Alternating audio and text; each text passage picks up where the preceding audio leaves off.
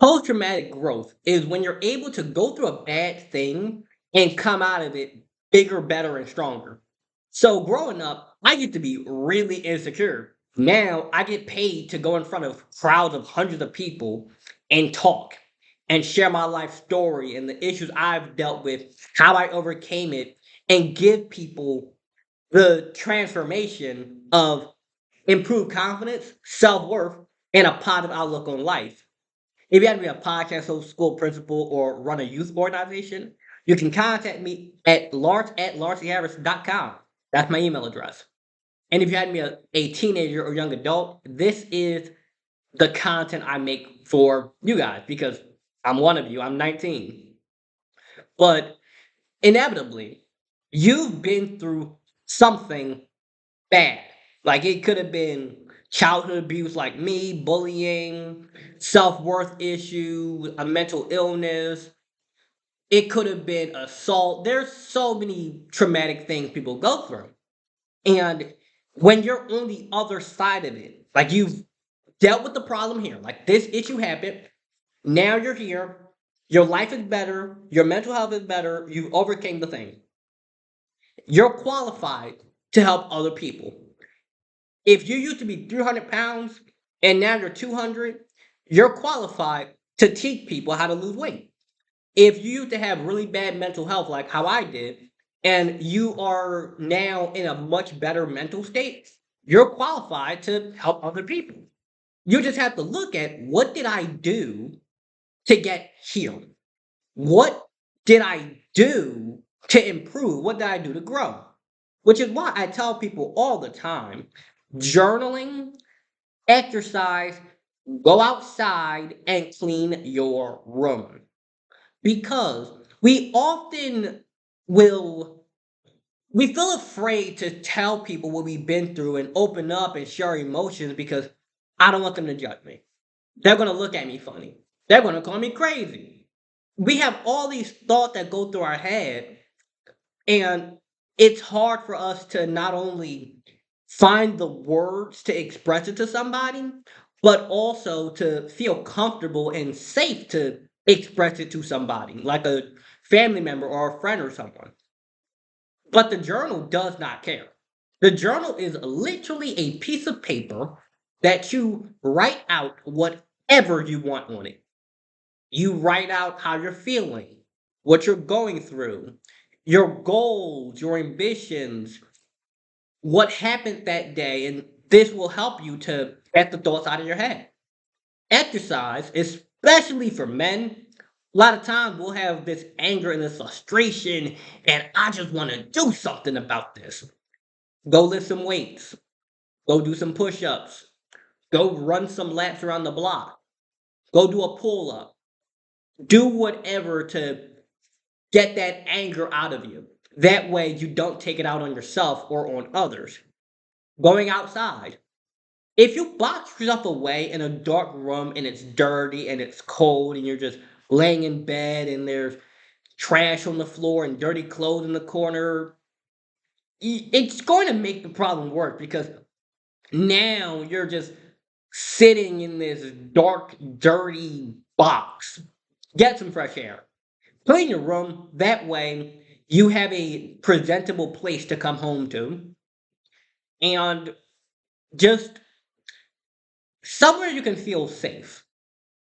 Because one of the biggest things for me is learning how to feel safe within yourself, learning how to feel safe just being, and learning how to love yourself not for how other people feel about you, but how you feel about you. Because on the deepest of levels, you're the person you will spend the most time around ever. If you were to get married, or you have friends or family, or mom, dad, brothers, sisters, aunts, and uncles, you're with you 24/7, 365, from the moment you breathe to the moment you stop. So it's in your best interest to journal so you can understand yourself, exercise so you have a healthy body that benefits you long into your life, go outside to get fresh air for like your lung health, and clean your room so that when you eventually move out of your parents' house, you'll be able to keep a clean living environment. But unfortunately, a lot of people, and this is where the phrase hurt people come from.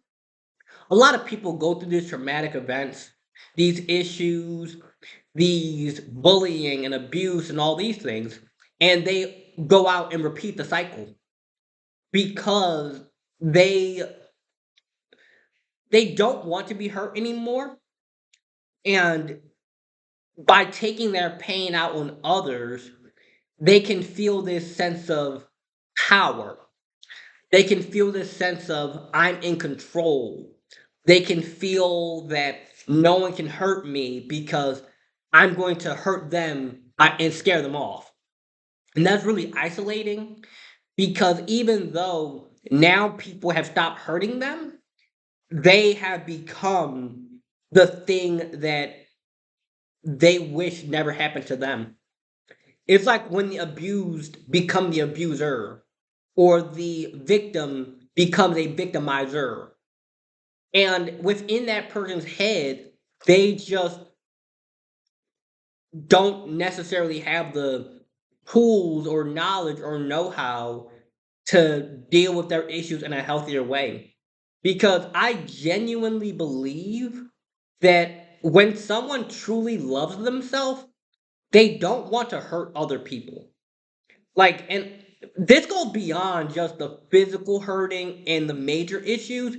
It goes into stuff like you don't want to upset people. You don't want to make people cry.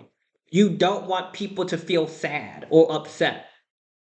And I mean that as in you don't want to deliberately do things that upset people. You don't want to deliberately make people feel bad about themselves. You don't want to deliberately hurt people. Sometimes, though, the truth hurts. Journaling is going to make you reflect a lot on yourself. Like, there's so many things that I realized through journaling that I was like, that's true, though. One of them is that I have a tendency to disappear out of people's life and then reappear all of a sudden. And it goes back to how my dad used to do that. And by journaling on, like, dang, Lawrence, why do I do this? And I was like, okay, why? Why? Why? Why? Oh, now I got to handle that. And I've gotten a lot better with it. I don't do it to deliberately upset people. But a lot of times we have these patterns that are going on in our life that we're just not aware of because we've never thought about it. And there's a lot of things that we don't think about that once we do start to think about it and we reflect on it and we get to the root, it goes to a lot of our most painful moments. Like for about 3 years, I hated the idea of having a bunk bed.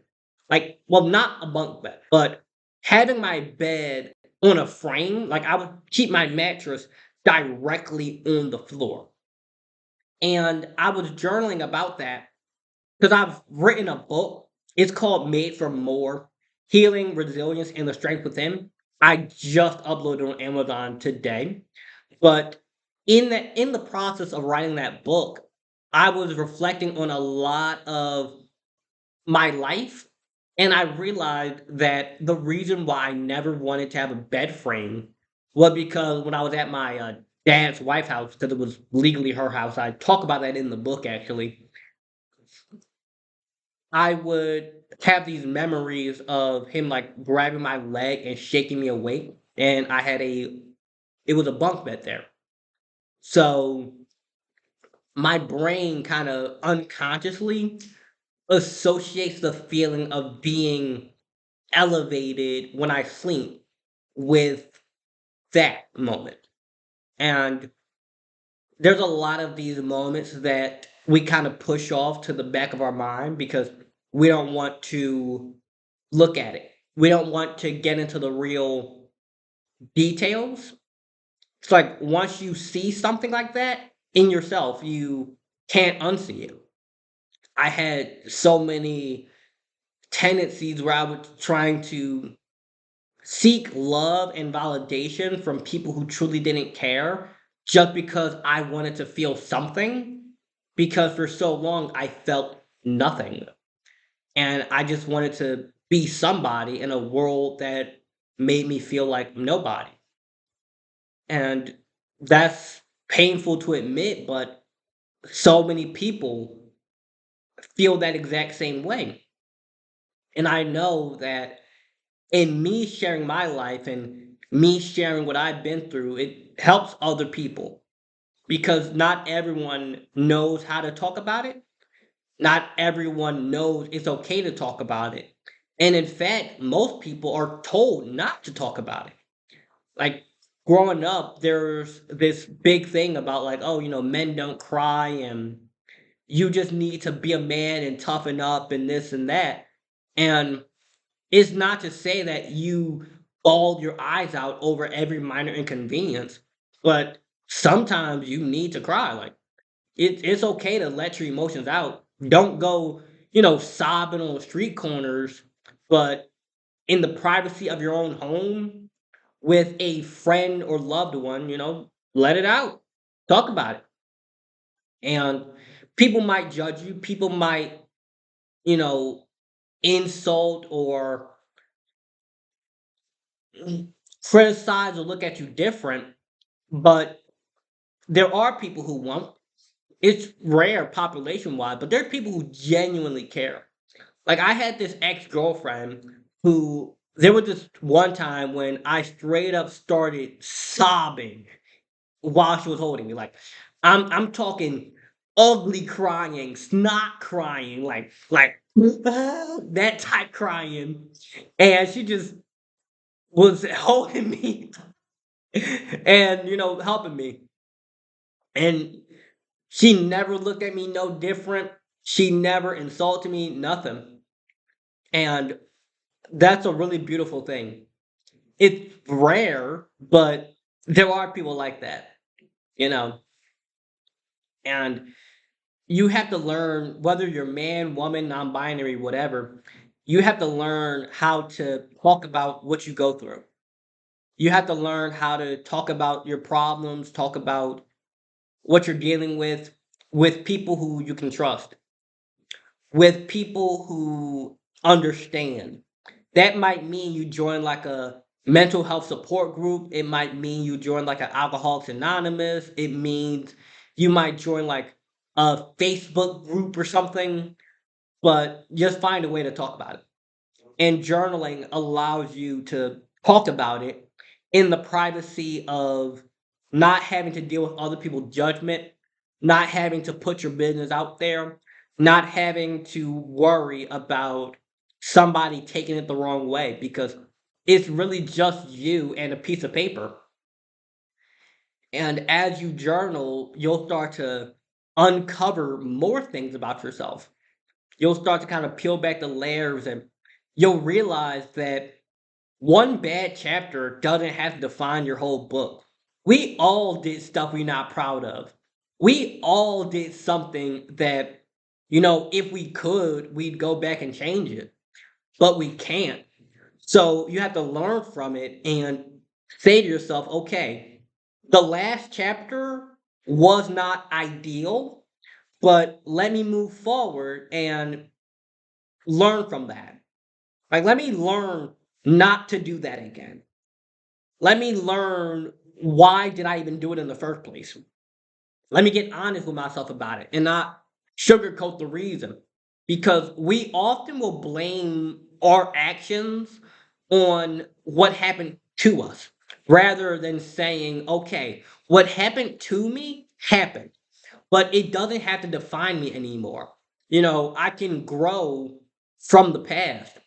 What came against me does not need to break me. It's a verse in the Bible that says, "No weapon formed against me shall prosper." It does not mean that life's going to be easy. It means that there will be weapons, but they won't prosper. There will be battles, but you won't fall down. You will fall. Oh, there's another verse that just reminded me of. The righteous fall 7 times, but get back up. I probably misquoted it. Yeah, I definitely did. But it goes something like that. And it basically means that just because you got knocked down, just because you fell, just because you gave in to some bad habit, does not mean that you can't get back up. Because if you still got air to breathe, a mind to think, and a body that works, you can make it happen. You can learn from that and go, okay, I did some stuff I'm not proud of. I had this bad habit. I did these things and I was trying to cope in unhealthy ways, but I can grow from this. And just because a weapon was formed against you does not mean that it has to prosper. Just because you might have lost a couple battles does not mean that you have to lose the war. Just because it's getting dark right now does not mean you look for the light at the end of a barrel. There is a light at the end of a tunnel, not a light at the end of a barrel.